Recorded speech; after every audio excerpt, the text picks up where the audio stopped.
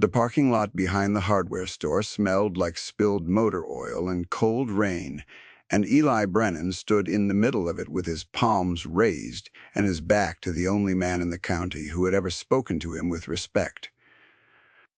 6 of them had come out of the dark, and they were not boys. They were grown broad, certain of themselves the way only men who had never been told no can be. One of them held a length of pipe loose against his thigh. Another tapped a tire iron against his own boot, a slow metal click that found the rhythm of Eli's heartbeat and matched it. Behind Eli, slumped against the brick wall with one hand pressed to his ribs, was the biker. And the biker was not getting up fast enough. Eli was 17. He weighed 150 pounds in his work boots and his wet flannel. He had no business standing where he was standing, and every nerve in his body knew it. "Move, kid," the one with the pipe said. His voice was almost gentle, the voice of a man explaining a simple thing to someone. Slow. "This has got nothing to do with you." The rain ran down the back of Eli's collar and traced a cold line along his spine. His knees had gone strange and distant, as if they belonged to someone standing a little behind him. He could hear his own breath. He could hear the tire iron clicking. He could hear, very faintly, Tomas trying to get a hand flat against the wall to push himself up, and the small, wet sound of it failing. And that sound was the loudest thing in the lot. Eli did not move. He would remember for the rest of his life that he did not decide to stay. There was no brave thought, no flash of resolve. His feet simply refused to carry him off that asphalt. And his mouth went dry, and the rain came down harder, and the 6 men spread out into a loose half circle, the way water finds the low ground. That was the moment. That was the whole of it. Later, men far harder than these would say his name with something close to reverence, and a club that the law in 3 states had failed to break would decide that a debt had been opened that night. Eli did not know any of that yet. He only knew that the man behind him was hurt, and that nobody else was coming, and that he could not make himself leave. To understand how a 17-year-old with a dead father and a mother working doubles came to be standing between Tomas Ferran and the men sent to put him in the ground, you have to go back 11 days to the morning the bell over the door of Brennan Hardware rang and changed everything in a town that thought it had stopped changing decades ago. Mercer's Crossing was the kind of place the interstate had forgotten on purpose. It sat in the dry foothills where the orchards gave out and the scrubland began, 2 stoplights and a grain elevator and a strip of storefronts that had been dying so slowly nobody could name the year it started. Eli's father had run the hardware store on the corner of 3rd and Vine until a winter 4 years back, when a heart that nobody knew was failing simply stopped on a Tuesday while he was restocking the bin of carriage bolts. The bin was still half full. Eli had never been able to bring himself to finish filling it. His mother, Dana, kept the store open by force of will, and the kind of arithmetic that keeps people awake at 3 in the morning. She worked the register by day and cleaned offices across the county line by night, and she had told Eli 100 times that he was going to finish school and get out of Mercer's Crossing and never look back. Eli had stopped arguing with her about it. He just kept showing up after class to sweep the floors and run the cut saw and keep the books in the careful, cramped handwriting his father had taught him, because the store was the last room in the world that still smelled like the man, and Eli was not ready to let that smell go. So when the bell rang that morning and a stranger walked in dripping engine grease and trouble, Eli was up a ladder restocking the high shelf of stove bolts, and he very nearly missed the whole thing. The man was somewhere in his 50s with a gray-streaked beard and forearms like knotted rope and a leather vest gone soft and pale with age. There was a patch over the heart of it that Eli could not read from the ladder, only that it bore the shape of a horned skull above a single arched word. The man moved, like something hurt, was healing wrong inside him, a hitch in the left hip. He was working hard to hide. He set a short list on the counter, written in pencil on the back of a feed receipt, and he asked for the things on it in a voice like gravel poured slow: a roll of baling wire, a box of cotter pins, 2 hose clamps, and a tube of gasket sealant. The list of a man trying to keep an old machine alive on no money. Eli came down the ladder and read it, and went and got every item without a word. He knew the store the way he knew his own hands. The baling wire hung on a hook in the back by the rolls of chain. The cotter pins lived in a green metal drawer his father had labeled in grease pencil years ago, the label worn now to a ghost. Ellie found each thing and set it on the counter in a neat row and rang it up, and when he did, he saw the man counting bills out of a fold that was mostly ones, smoothing each one flat against his thigh before he laid it down. And Eli did a thing his father would have done. He rang the gasket sealant as a return on a phantom defective tube, and the total came down by $9, and he never said why. The man's eyes came up off the register and held him. They were dark and very steady, the eyes of someone who had learned the hard way to notice exactly who was kind to him and who was not. "You shorted that," the man said. "It was not a question. Register's been acting up," Eli said. "Don't trust it, that's so. It does what it wants. My dad used to hit it on the side." Eli did not know why he had said the part about his dad. It had come out on its own, the way true things sometimes did around this man. The stranger looked at him a moment longer, and something moved behind the steady dark eyes there and gone. Then he picked up his bag and walked to the door, and at the door he stopped. "What's your name, Eli?" "Tomas," the man said. And he left, and the bell rang behind him, and Eli figured that was the end of it, the way you figure a lot of things at 17 that turn out to be the beginning instead. It was not the end of it. Tomas came back 4 days later, and this time he was not alone, and this time Eli got a much better look at the patch on his chest. There were 3 of them now, all in the same weathered leather, and the largest of them filled the whole doorway when he stood in it. His beard was iron gray, and his hands carried more rings than fingers, and the patch over his heart read "President" above the horned skull, and under the skull a single rocker spelled out "Iron Covenant." He did not introduce himself. He did not have to. Everything about the way the other 2 arranged themselves around him said it for him. They needed a length of chain cut, and a particular grade of bolt the auto parts place 2 towns over did not carry, and Eli cut the chain on the bench grinder and matched the bolt from the drawers. His father had organized a decade ago, and the big man watched him work with an expression that gave nothing away. When it was done, the president laid a hand flat on the counter, and there was a folded bill under it, far more than the work was worth, and Eli pushed it back. "It's 2 bolts and a cut," Eli said. "It's not anything." The big man studied him. "Tomas says you're square."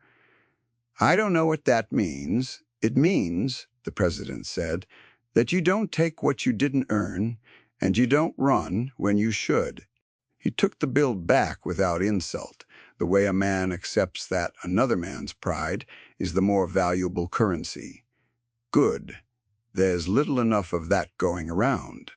They left, and the 3 engines turned over in the lot outside, and the sound of them rolled down Vine Street and rattled the loose pane in the front window, and old Marjorie Tate, who ran the pharmacy across the street, came out onto her step. Mercer's Crossing did not like the Iron Covenant. Eli would learn why. Soon enough, and it would have nothing to do with the men themselves, and everything to do with the man who wanted what they were standing on. That man's name was Garrett Voss, and by the time Eli understood the shape of the thing, Voss already had most of the town in his pocket and did not intend to pay for the rest. Voss had grown up in Mercer's Crossing and gotten out and gotten rich, and now he had come back the way men like him always come back, not to live, but to harvest. He had bought the grain elevator and the shuttered cannery and 4 of the dead storefronts on Vine, and he had a glossy rendering in the window of the old bank building that showed Mercer's Crossing reborn as something called Crossing Commons, with a hotel and a marina on a reservoir that did not yet exist and would require the state to dam the creek that ran through the bottomland east of town. The bottomland east of town was where the Iron Covenant had their clubhouse, on 40 acres a charter member had bought outright in 1971, free and clear, the deed clean as glass. Voss needed that 40 acres for his reservoir. The club would not sell. And Garrett Voss was not a man who had ever in his life heard the word no and let it stand. Eli learned all of this in pieces, the way a town tells its secrets, half over the counter and half in the silence, around the things people would not say. He learned that the county commissioner who had to approve the dam had a new boat. He learned that the bank had called Dana's note on the hardware store, the note his father had carried for 15 years without trouble, and that the bank was one Voss had recently bought a controlling share of. He learned that 3 of the families on Vine Street had sold to Voss in a single month, after each of them had some small disaster of paperwork or permits or sudden code violations descend on them out of a clear sky. He learned, in other words, that the machine was already running, and that his mother's store was inside it, and that there was nothing he could do about any of it.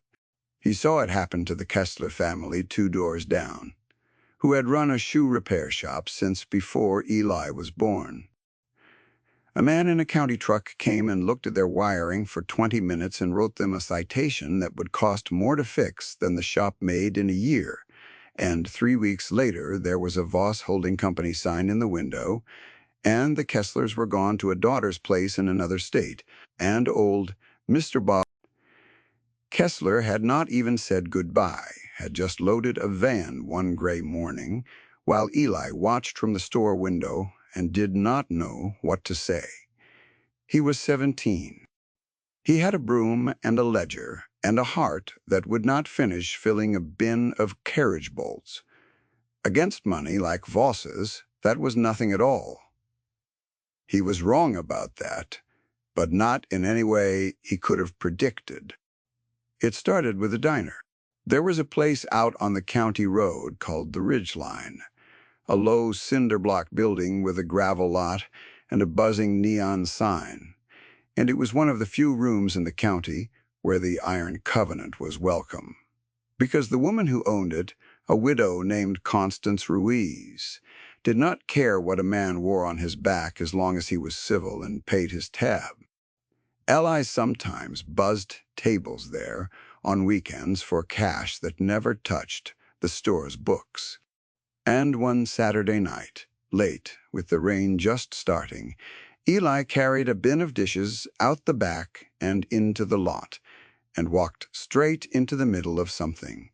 Thomas was on his knees in the gravel. 3 men in good jackets stood over him, and a 4th leaned against a black SUV with the patient look of a man supervising a job.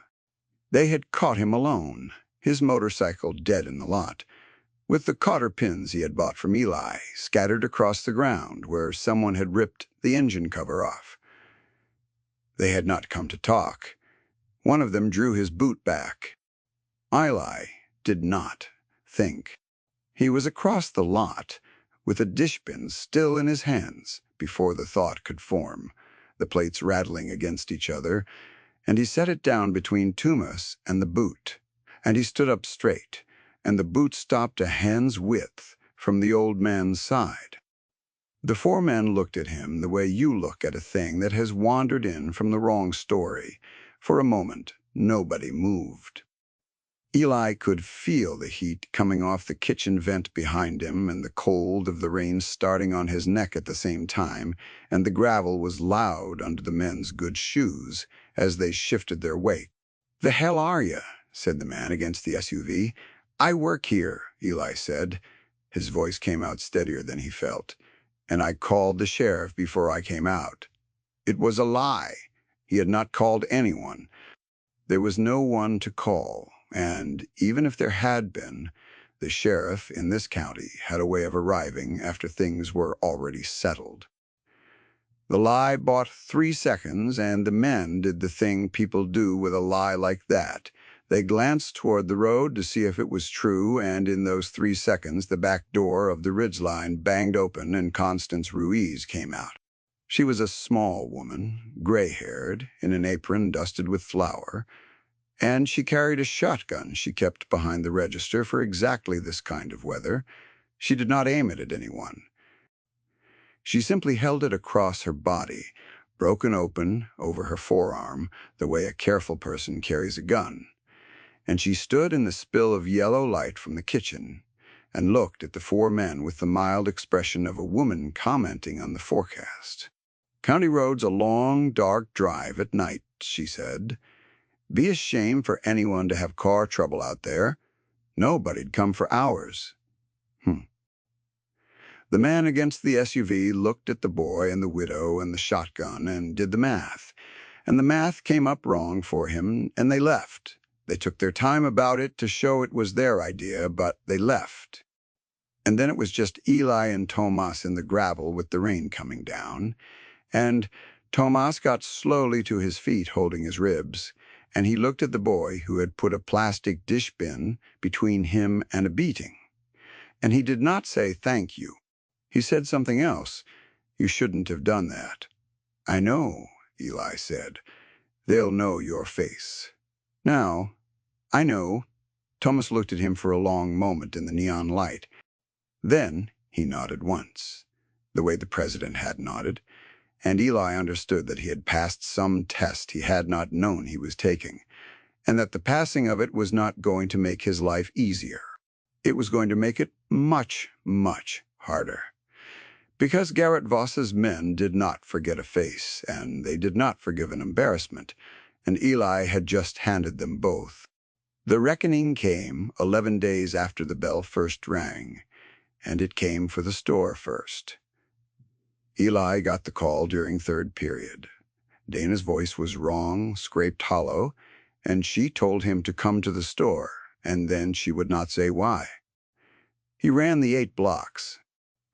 The front window of Brennan Hardware was gone, a sheet of plywood already going up over the hole, and inside the floor was a sea of glass and spilled nails and the careful drawers of his father's organization dumped and scattered. On the counter, untouched in the wreckage, sat a single sheet of cream-colored paper. It was a formal notice. The bank was accelerating the note. The full balance, 11,000 and some dollars, was due in 14 days, or the store and the building and the lot would be seized and sold. The signature at the bottom was a vice president's. Everyone in the room knew whose hand had really written it. Dana sat on an overturned bucket in the middle of the glass and did not cry. She had used up crying years ago. She just looked at the notice and then at her son and said the thing she had sworn she would never say, which was that she did not know what they were going to do. Eli knelt and started picking up the carriage bolts off the floor, one at a time, and putting them back in the bin, because his hands needed something to do that was not shaking. And while he did it, he thought not about the money, which might as well have been the moon, but about a list written in pencil on the back of a feed receipt, and about a $9 kindness, and about a man on his knees in the gravel who had said, "You shouldn't have done that," as if it were the highest compliment he knew how to give. He did not go to the Iron Covenant for help. That is the thing that mattered later, the thing the president would speak of when he spoke Eli's name. The boy did not come asking. Eli went home, and he sat up most of the night at the kitchen table with his father's ledgers spread out under the one good lamp, the green-shaded one his father had read by, and he went through them line by line, the 15-year note, the payments never once late, recorded in his father's hand and then in his mother's, the two scripts trading off in the margins like a conversation between the living and the dead. He looked for some legal thread, some clause, some forgotten thing that would buy his mother time, and he found nothing because there was nothing to find. Voss had built the trap carefully. Around 2 in the morning, Dana came out in her robe and stood in the doorway and looked at her son, bent over the books, and she did not tell him to go to bed. She put the kettle on instead. They sat together in the small light, not talking, two people doing arithmetic that would not come out. And outside, the wind moved through Mercer's Crossing and rattled a loose pane his father had always meant to fix. It was the dishwasher at the ridgeline who carried word out to the bottomland, a kid Eli's age named Petey, who had seen the broken window and heard the talk and put it together with the night in the gravel lot, and who told Constance, who got on the phone. Eli knew none of this. He only knew that 2 days before the store was broken, and a week before the note came due, 3 motorcycles came down Vine Street in the gray light, before the store opened and stopped at the curb, and Tomas and the president and a third man got off, and the third man was younger and slighter than the others, and carried a battered laptop bag, and his patch read Sarnant, but everyone called him Wire. They came inside and stood in the swept-clean store among the empty shelves Voss's men had ravaged, and the president looked around at all of it slowly. The dumped drawers and the plywood window and a cream-colored notice that Dana had, for reasons she could not explain, framed and hung on the wall behind the register like a thing to be remembered. "You didn't ask us," the president said. "It's not your problem," Eli said. The big man almost smiled. "Son, you made it our problem when you set that dish bin down." He turned to Dana and inclined his head. "A courtesy from another century. Ma'am, your boy did a thing for one of mine. We pay what we owe. That's not charity. And it's not a favor. It's the only law we've got that's worth a damn." He looked at the framed notice on the wall. "Tell me about the man whose name isn't on that paper." So they told him about Garrett Voss. And Wire set his laptop on the counter and opened it, and while the president and Thomas listened, the younger man's fingers moved, and a different kind of light came into his face, the focused calm of a craftsman at his bench. He did not say much. He asked Eli questions instead, quiet and precise, the exact date the window broke, the name of the bank officer on the notice, whether anyone remembered when the Kesslers, 2 doors down, got their citation, and from which county office, and whether Eli still had the carbon copy of any invoice that had crossed the store counter from a code contractor. Eli answered what he could and what he could not answer. He found digging through his father's careful boxes of receipts in the back room until his fingers were gray with dust, and each thing he brought out Wire took with a small nod and folded into the growing shape on his screen. Over the next several days, while Eli swept and Dana worked her doubles, and the clock ran down toward the note coming due, Wire built something out of public records and corporate filings and the long memory of the internet, and what he built was a map. He worked at the store some nights after closing, the only light the blue wash of the screen on his face, and the president would sit across from him in the dark, not saying anything, and Tomas would stand at the window watching the empty street. And Eli began to understand that this was how these men loved a person. Not with words, with patience, and with the slow assembling of a thing that could not be undone. Because Garrett Voss had been careful, but careful is not the same as clean. The county commissioner with the new boat had bought it through a marine dealership that Voss's holding company quietly owned, at a price that left a paper trail a child could follow. The bank's sudden interest in 15-year-old notes had come exactly when Voss took his board seat. The 4 storefronts that had sold under sudden duress had each, 3 weeks before the duress arrived, been the subject of an inquiry from a code enforcement contractor whose invoices, it turned out, were paid by the same holding company.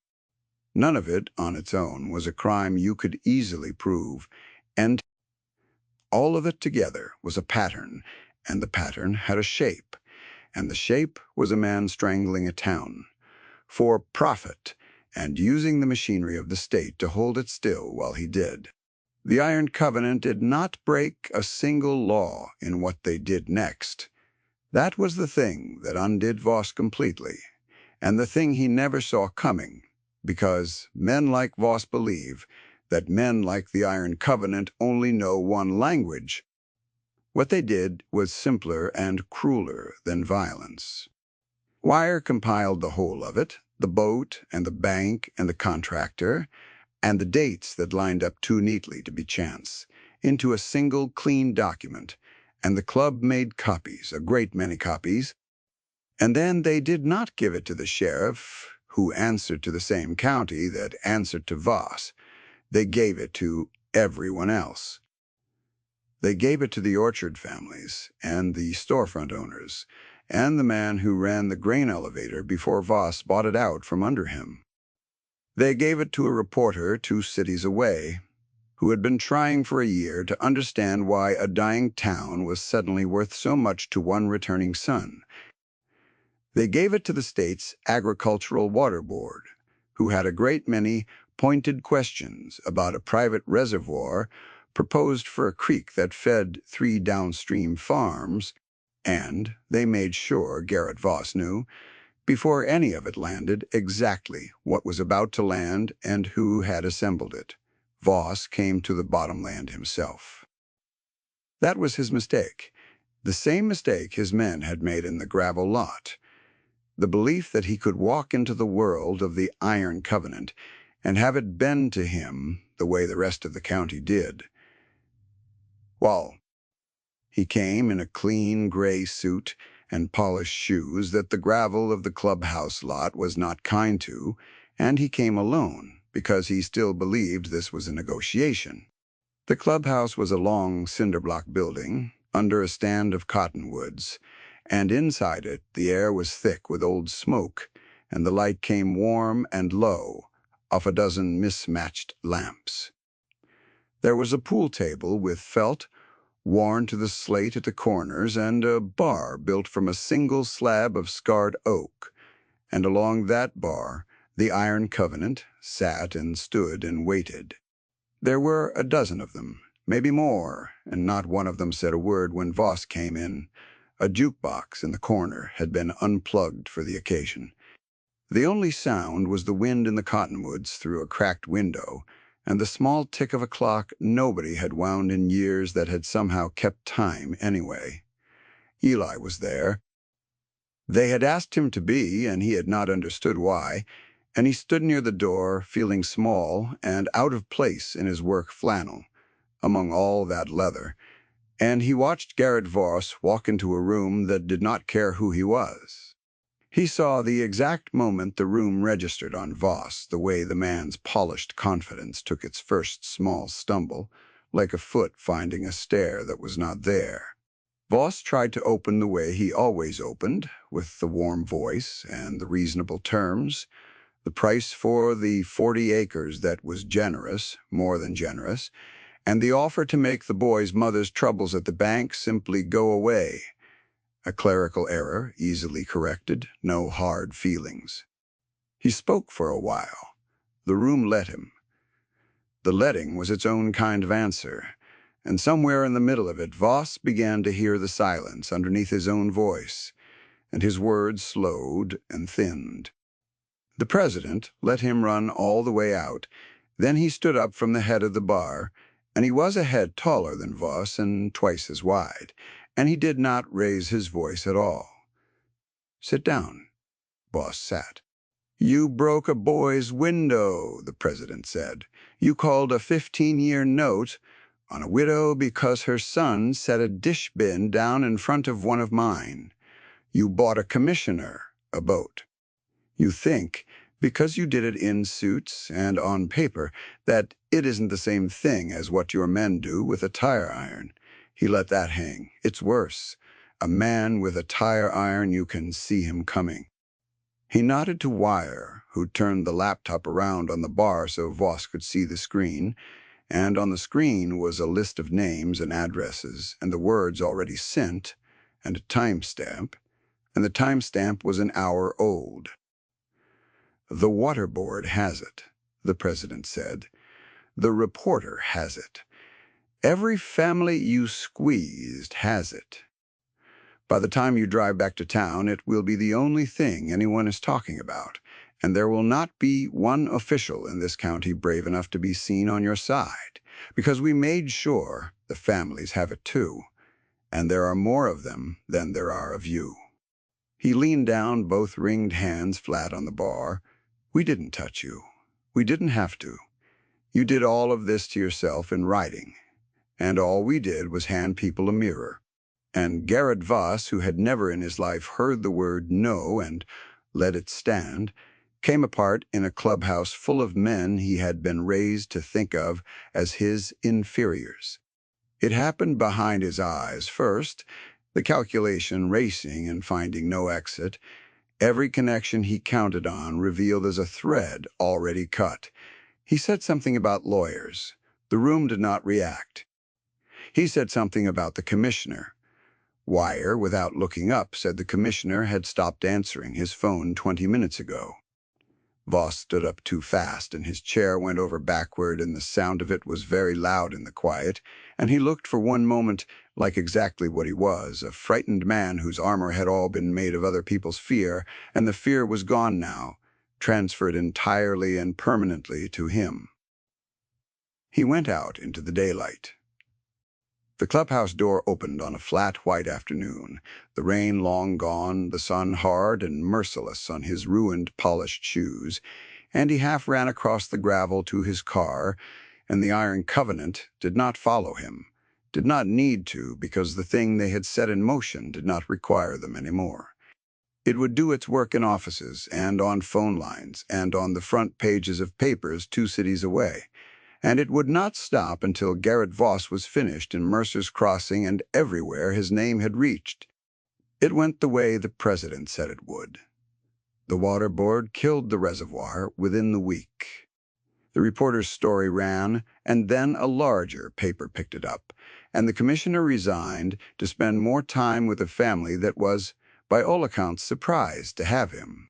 The bank, suddenly very interested in its own reputation, discovered that the acceleration of a certain 15-year-old note in a small town had been a regrettable overstep by a junior officer, and the note was quietly restored to its original terms. Dana Brennan stood behind her register and read the letter, saying so 3 times, before she let herself believe it. Then she set it down very carefully on the counter, smoothing it flat with both hands the way Thomas had once smoothed his dollar bills, and she went into the back room where she thought Eli could not hear her, and for the first time in 4 years she let herself cry, not from grief but from the sudden unbearable lightness of a weight lifted. Eli did not go in. He understood that some doors a person has to close themselves. He swept the same patch of floor twice and let her have the room. Voss sold what he had bought, at a loss to anyone who would take it, and he did not come back, and the glossy rendering came out of the bank window, and the bank window stayed empty, which somehow looked like hope. None of that is the part Eli kept. The part Eli kept came on an evening a few weeks later, when the worst of it was over and the store had a real window again, paid for by an envelope that had appeared under the door with no note and exactly enough cash inside it, and not a dollar more. Eli rode his bicycle out the county road to the ridgeline to bus tables because the work was the work and the bills were still the bills. And when he came around the back of the building with his bin of dishes, there were motorcycles in the lot.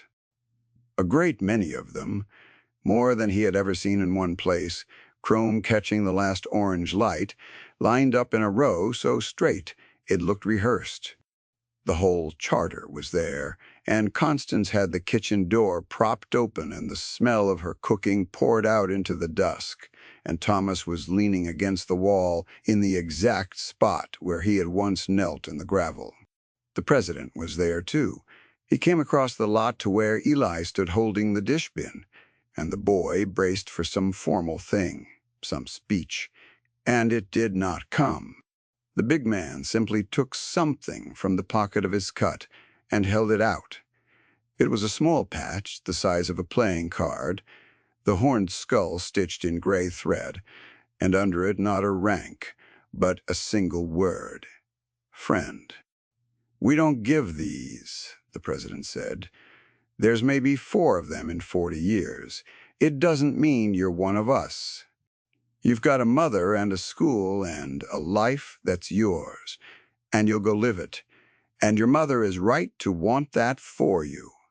He pressed the patch into Eli's hand and closed the boy's fingers over it with one scarred hand of his own.